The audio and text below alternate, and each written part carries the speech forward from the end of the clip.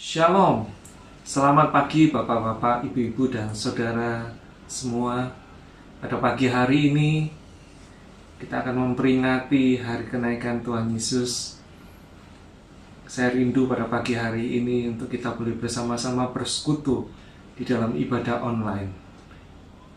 Haleluya. Mari kita tundukkan kepala.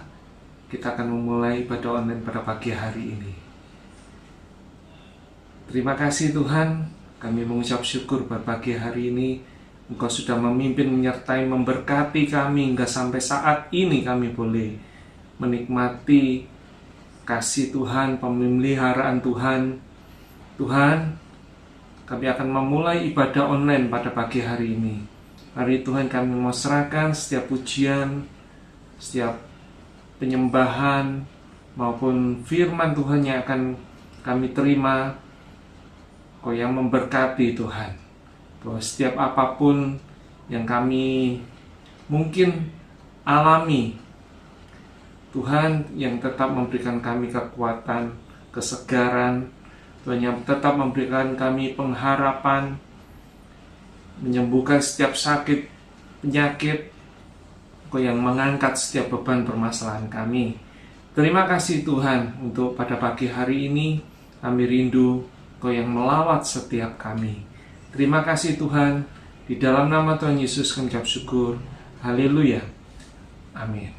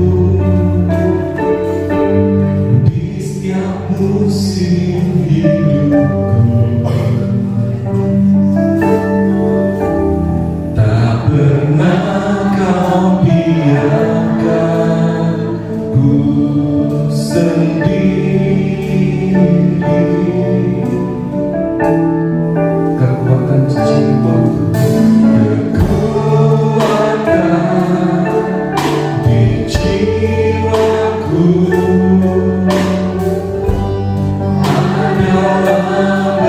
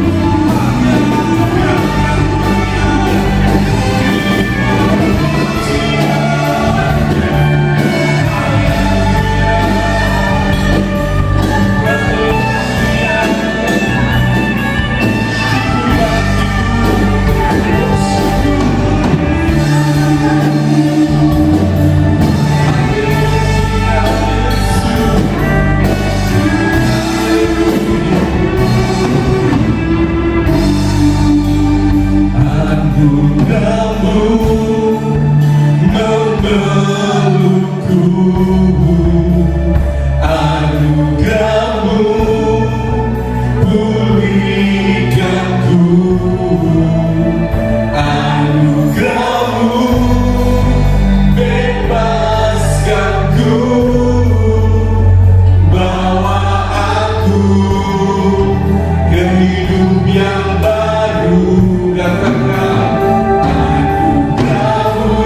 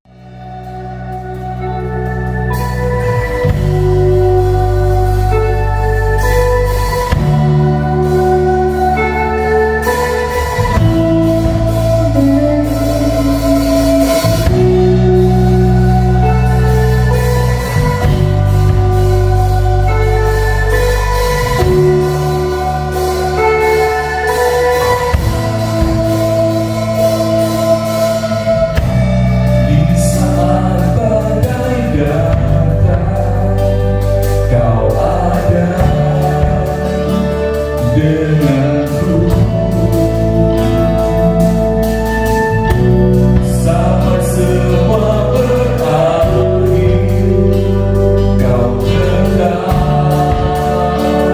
denganku dalam kelemahanku.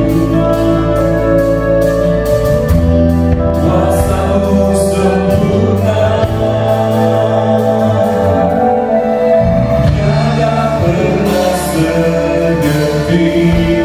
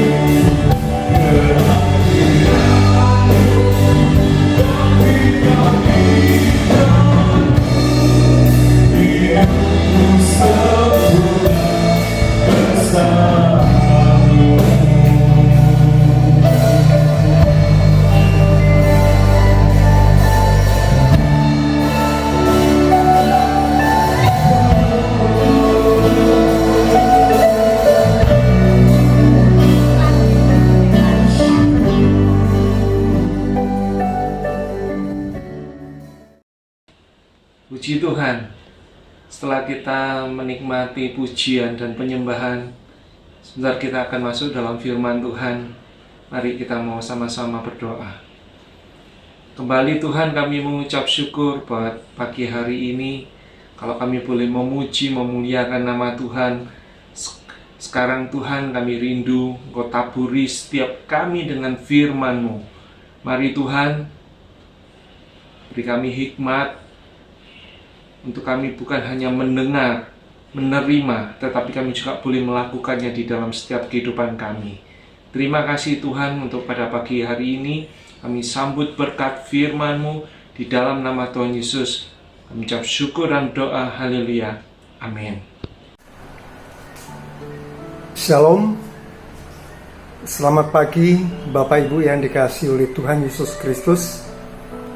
Selamat kita mengikuti ibadah online, memperingati hari kenaikan Tuhan Yesus Kristus ke surga, sekaligus merayakannya. Pagi hari ini, pemberitaan firman Tuhan berbicara tentang betapa pentingnya mengerti makna kenaikan Tuhan Yesus Kristus ke surga. Mengapa? Karena peristiwa kenaikan Tuhan Yesus ke surga ini merupakan satu kesatuan dengan kematian dan kebangkitannya. Bagi sebagian orang, peristiwa kenaikan Tuhan Yesus ke surga ini dianggap sebagai khayalan belaka, ya, dongeng pengantar tidur, alias tidak pernah ada. Lalu, atas dasar apa kita menerima sekaligus mempercayai bahwa hari kenaikan tersebut memang ada? Sebenarnya, dasar yang kuat untuk mempercayainya bisa kita dapatkan di dalam Alkitab yang sangat jelas menuliskan kisah tersebut. Lukas dengan sangat jelas dan cukup detail menuliskan kisah tersebut pada tulisannya yang terdapat di dalam Kisah Para Rasul pasal yang pertama, ayat yang 9, 10, dan ke-11. Saya akan membacakannya. Sesudah ia mengatakan demikian, terangkatlah ia disaksikan oleh mereka, dan awan menutupnya dari pandangan mereka. Ketika mereka sedang menatap ke langit, waktu ia naik itu, tiba-tiba berdirilah dua orang yang berpakaian putih dekat mereka, dan berkata kepada mereka, "Hai orang-orang Galilea, mengapakah kamu berdiri melihat ke langit?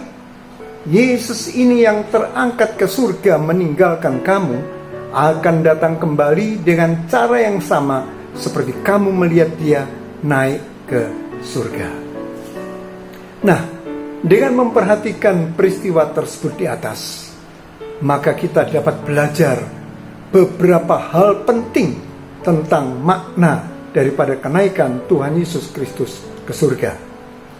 Yang pertama, kenaikan Tuhan Yesus tersebut menegaskan akan bukti nyata kebangkitannya.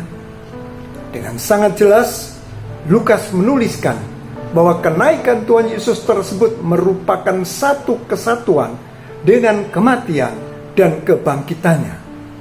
Nah, hal itulah yang ditulisnya menjadi latar belakang dari kisah kenaikan tersebut.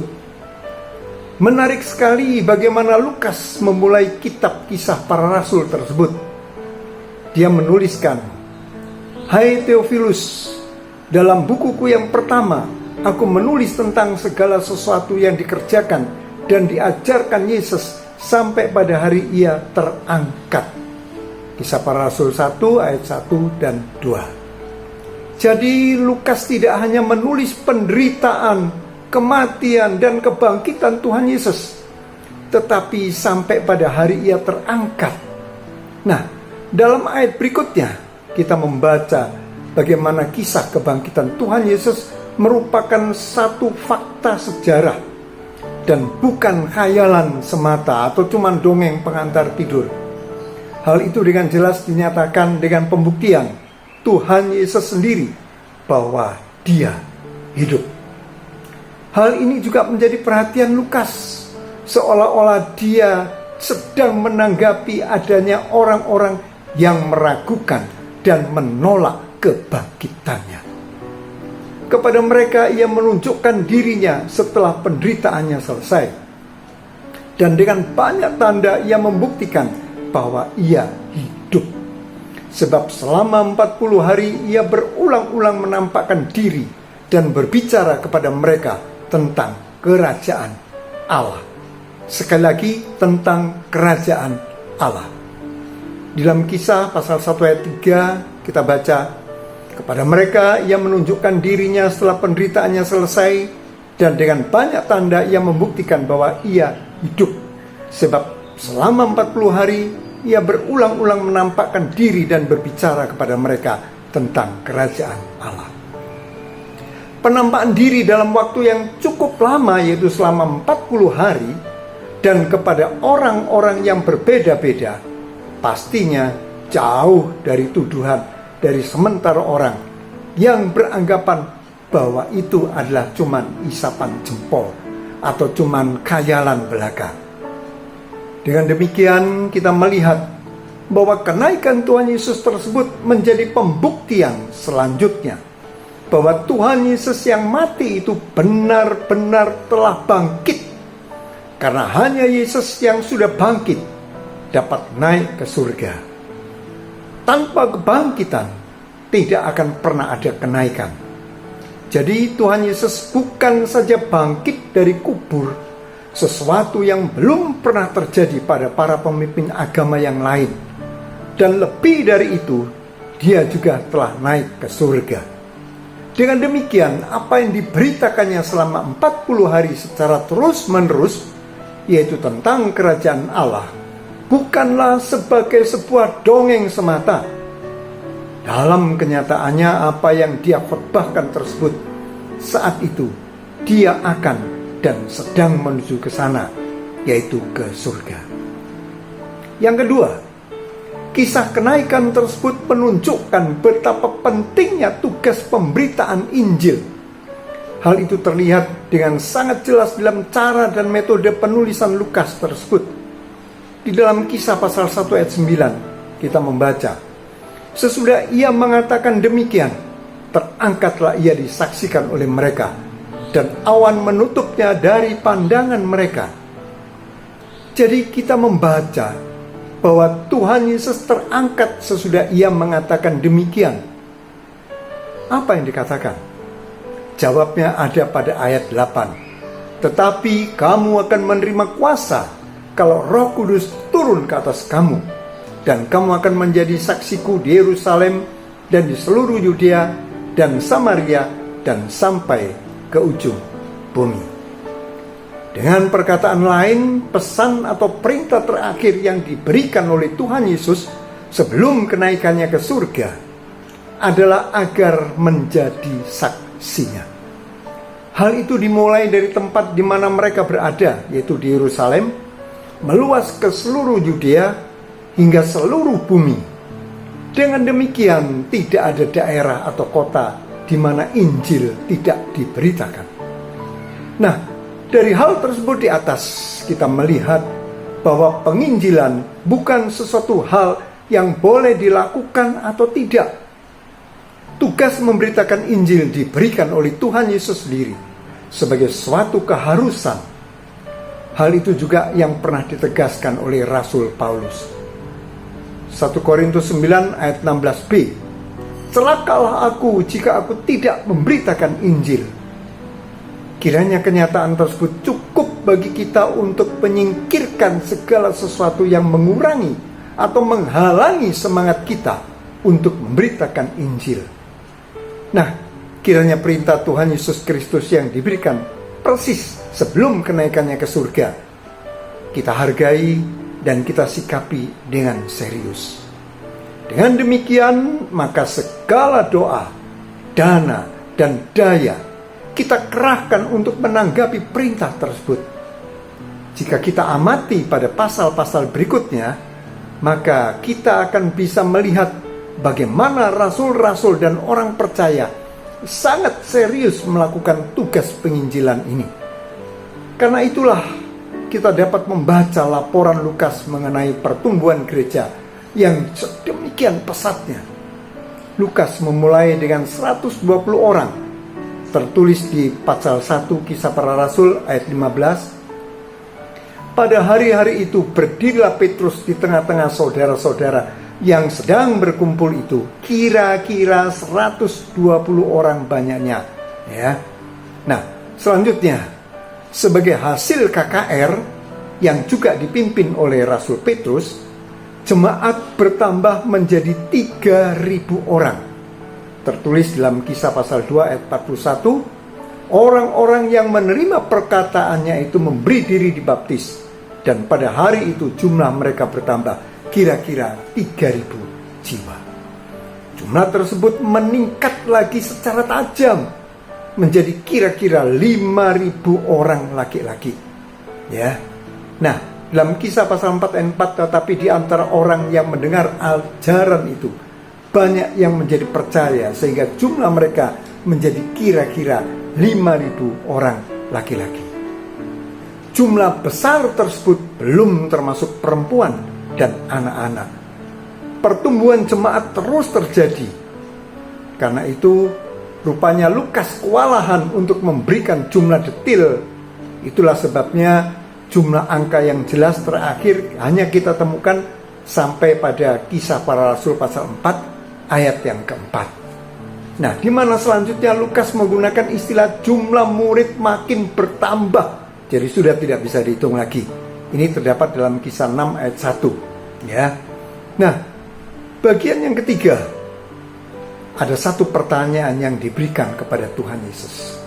Tuhan, maukah engkau pada masa ini memulihkan kerajaan bagi Israel? Ini di ayat yang ke-6. Pertanyaan tersebut diberikan di akhir pelayanan Tuhan Yesus, yaitu pada penghujung di saat dimana kenaikan Tuhan Yesus akan berlangsung. Apa yang ada dalam pikiran orang banyak ketika pertanyaan itu diajukan? Soal pemulihan kerajaan Israel, bukan soal kerajaan Allah yang terus-menerus didengungkan, diserukan, dan ditekankan oleh Tuhan Yesus selama sisa 40 hari dia tinggal di dunia. Sungguh menyedihkan. Dengan perkataan lain, orang yang berkumpul di situ hingga detik terakhir mereka bersama Tuhan Yesus, hatinya masih terus-menerus terpusat kepada hal-hal duniawi, bukan kepada hal-hal surgawi. Itulah sebabnya kemudian Tuhan Yesus menegur mereka dan untuk saat terakhir kembali mengarahkan hati dan pikiran mereka kepada kerajaan Allah, yaitu untuk memberitakan Injil. Dapat pada ayat yang ke-8. Bagian yang keempat yang perlu kita perhatikan adalah sikap yang ditunjukkan oleh pengikut-pengikutnya. Ini ada di ayat 10. Ketika mereka sedang menatap ke langit, waktu ia naik itu, tiba-tiba berdirilah 2 orang yang berpakaian putih dekat mereka. Apa maksud ayat tersebut? Di sini firman Tuhan mencatat bahwa mereka yang berkumpul ketika itu sedang menatap ke langit. Mungkin ada yang bertanya, apa sih salahnya menatap ke langit? Bukankah itu bisa berarti menyatakan kekaguman mereka kepada Tuhan Yesus, yaitu Tuhan mereka? Bukankah itu juga bisa mencerminkan kerinduan mereka kepada Tuhan Yesus, di mana rupanya mereka masih ingin terus bersama-sama dengan Tuhan? Jika itu yang menjadi pertanyaan, maka ternyata hal itu adalah salah. Salah menurut Tuhan. Setidaknya hal itu kita lihat dengan jelas dari peristiwa tersebut. Kita melihat di sana bahwa Tuhan ternyata harus mengutus 2 orang yang berpakaian putih untuk menegur mereka dan berkata, "Hai orang-orang Galilea, mengapakah kamu berdiri melihat ke langit? Yesus ini yang terangkat ke surga meninggalkan kamu akan datang kembali dengan cara yang sama seperti kamu melihat dia naik ke surga." Sebenarnya sah-sah saja pendapat bahwa tidak salah mengagumi dan merindukan kebersamaan dengan Tuhan Yesus. Kita justru melihat bahwa hal itu baik untuk kita lakukan, agar kita tidak menjadi orang yang cuek bebek dan tidak peduli kepada Tuhan Yesus yang telah demikian baik dan berbuat segalanya bagi kita. Jangan juga kita biarkan hati kita menjadi dingin dan membeku, sehingga tidak bergairah dan tidak bersemangat merindukan Tuhan Yesus. Kita melihat bahwa yang menjadi masalah adalah ketika mereka terus-menerus mengagumi dan merindukan Tuhan Yesus dengan menatap ke langit sedemikian rupa, sehingga mereka melupakan tugas yang telah diberikan kepada mereka, yaitu segera pergi, bukan untuk kepentingan diri sendiri, tetapi untuk bersaksi bagi Dia yang mereka kagumi, bersaksi untuk memberitakan kerajaan Allah di Yerusalem, seluruh Yudea dan Samaria sampai ke ujung bumi.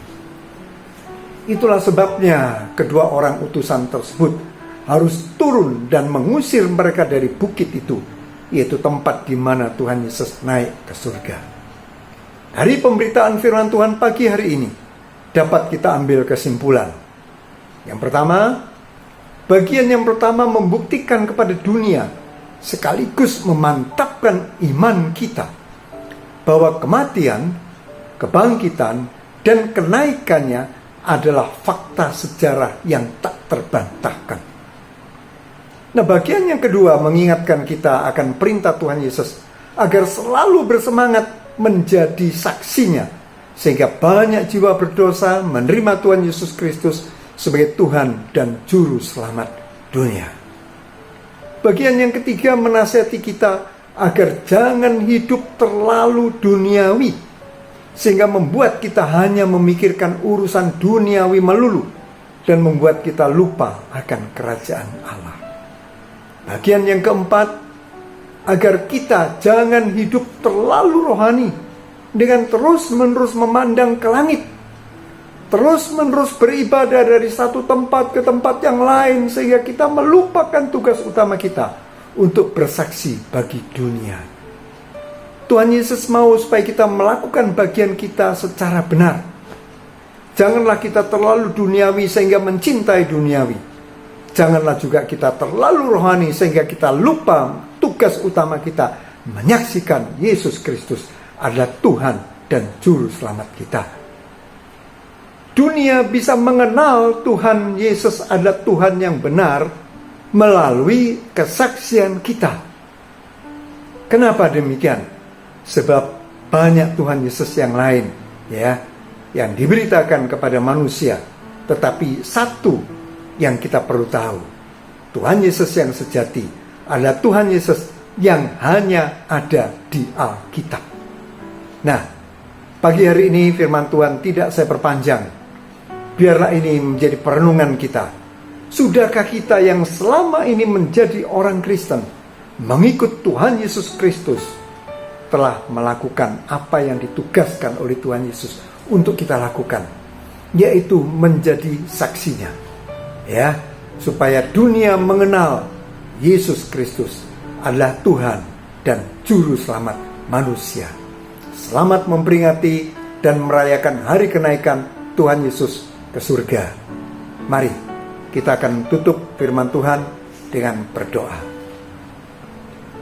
Terima kasih Bapa Surgawi, firman-Mu telah berhenti disampaikan, tapi hamba rindu, kami semua rindu, Roh Kudus tetap berbicara dalam hati kami, memeteraikan firman-Mu dalam hati kami, agar kami dapat merenungkan, teristimewa kami dapat melakukan, sehingga nama Tuhan dipermuliakan lewat kehidupan kami. Berkati setiap telinga yang telah mendengarkan pemberitaan firman-Mu, sehingga mereka juga boleh merasakan berkat-berkat-Mu yang luar biasa melalui peristiwa kematian, kebangkitan, dan kenaikan Tuhan Yesus ke surga. Terima kasih Bapa. Terima kasih Tuhan. Terima kasih. Hanya Engkau yang kami sembah. Hanya Engkau yang kami tinggikan. Hanya Engkau yang kami agungkan Tuhan. Tiada yang lain. Tuhan, kami berdoa bagi bangsa dan negara kami yang hari-hari ini sedang dilanda oleh wabah COVID-19. Mari Tuhan, kami tahu tidak pernah ada kejadian yang terjadi dengan begitu saja. Tapi Tuhan punya satu maksud yang indah bagi bangsa kami, bangsa Indonesia. Kiranya lewat peristiwa ini, mereka boleh melihat betapa kesombongan manusia tidak ada artinya. Kebesaran Tuhan yang harus diakui sekarang dan sampai selama-lamanya. Berikan kepada para pemimpin bangsa kami hikmat akal budi, untuk mereka dapat membawa bangsa ini menjadi bangsa yang adil dan makmur, murah sandang pangan papan. Terlebih nama Tuhan Yesus dipermuliakan dari kota sampai pelosok desa. Terima kasih Tuhan. Jemaat yang dikasihi oleh Tuhan Yesus Kristus, terimalah berkat rahmat anugerah dari Allah Bapa, cinta kasih dan keselamatan dari Tuhan Yesus Kristus, persekutuan, kekuatan dan penghiburan oleh Roh Kudus menyertai kita semua mulai hari ini sampai Maranatha, Tuhan Yesus datang kali yang kedua. Setiap kami orang yang percaya, kami akan berkata amin. Tuhan Yesus memberkati.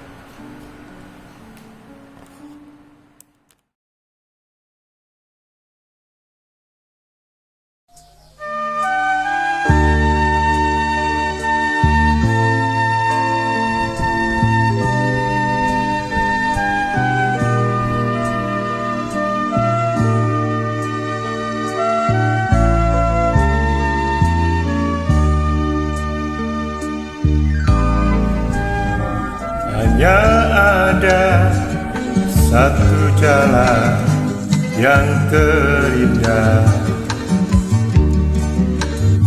jalan terang selalu dalam kasih Tuhan. Selayaknya kau serahkan jalanmu padamu, karena hanya Kaulah satu penyelamatku. Hanya ada satu jalan yang terindah, jalan terang selalu dalam kasih Tuhan. Selayaknya ku pasrahkan seluruh hidupku, tubuh, jiwa, serta rohku kepadamu.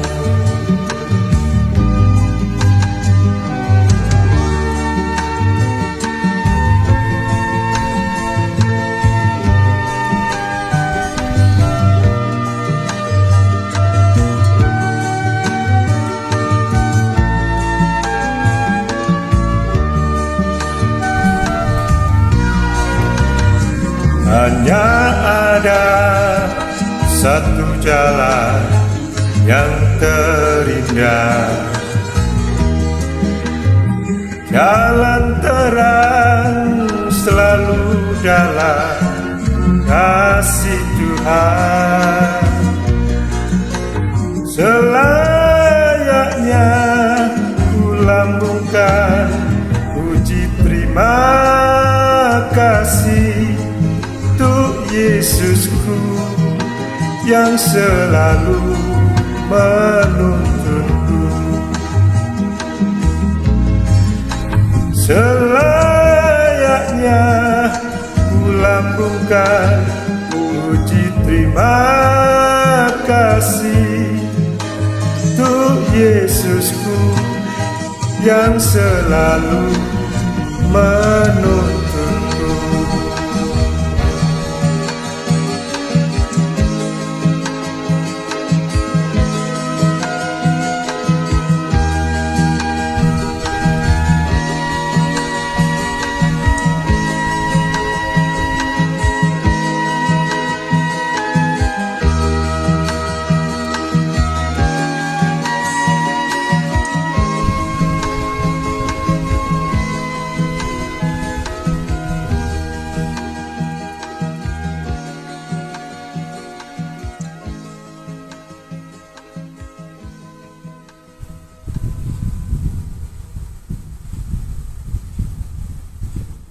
Doa berkat.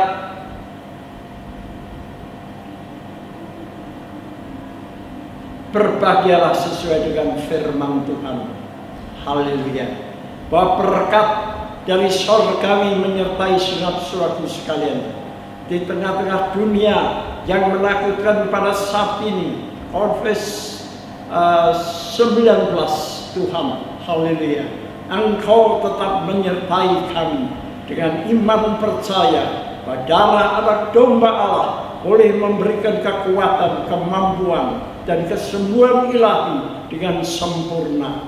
Terlebih Tuhan, di dalam iman percaya kami kepadamu, kami tidak akan luntur, kita tidak akan pergi dan lari, tapi oleh kasih anugerah-Mu, haleluya, kami bersyukur untuk hormat kemuliaan kebesaran nama Kristus Yesus Tuhan.